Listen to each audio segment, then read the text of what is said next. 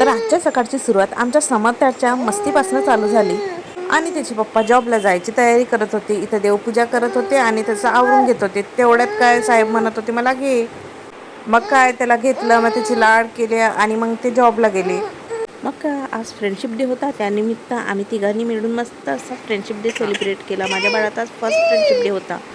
त्यानंतर मी असा मस्त डिटॉक्स ड्रिंक बनवला होता, जेणेकरून ॲसिडिटी पित्त वगैरे होत नाही आणि हे रोज घेत आहे मी, तर मला खूप चांगला रिझल्ट मिळत आहे. मी इथं स्वयंपाकाची तयारी करत होती, तेवढ्यात यांनी मार्केटमधून भाजीपाला वगैरे आणला होता आणि परत लसूण वगैरे घेऊन आले, कारण की नंतर मग महाग होते.